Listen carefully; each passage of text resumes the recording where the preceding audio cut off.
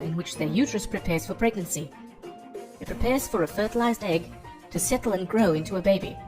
If pregnancy does not occur, the lining breaks down and is expelled from the uterus. This is known as menstruation. The menstrual cycle usually lasts about 28 days.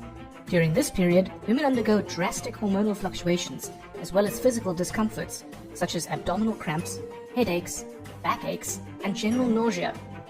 This has led to it being colloquially referred to as the curse. The first stage of the cycle is menstruation and occurs if the egg has not been fertilized. This lasts between 3 to 7 days and is more commonly known as a period. Because the egg has not been fertilized, the uterus lining, called the endometrium, is not needed, and hence it breaks down and is lost through the vaginal canal with some blood. The next stage is known as ovulation and is when the woman is most fertile. After menstruation, the lining of the uterus thickens up again in preparation for a fertilized egg, and inside the ovary, a follicle develops. At about 14 days into the cycle, an egg is released from the follicle in the ovaries, and fertilization could take place. If the egg is fertilized and embeds itself in the thick uterine lining, the lining is not shed, and thus menstruation does not occur, and the woman becomes pregnant. If it doesn't manage to embed, then the lining will break down and menstruation will occur and the cycle is repeated. The menstrual cycle is controlled by two main hormones, estrogen and progesterone. We met these hormones in this video.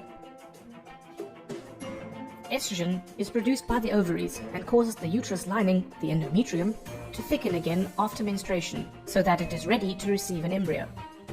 Progesterone is produced by the empty follicle in the ovary. See how it is produced after the egg has been released and then drops off if the egg does not embed in the uterus or if the egg is unfertilized. But if the egg is fertilized and embeds, then progesterone levels stay high for the first 6.5 months of pregnancy. The follicle continues to produce it and a placenta is formed.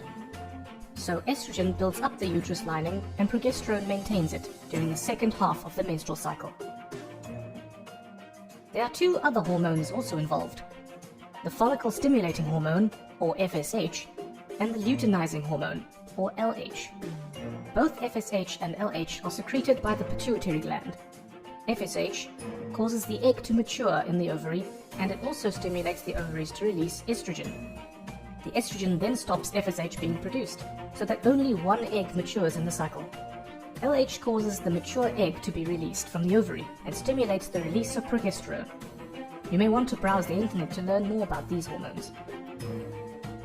So from this video, you should now have a better understanding of how the menstrual cycle works, how the main hormones estrogen and progesterone control it, and how a woman's body is affected by these drastic changes.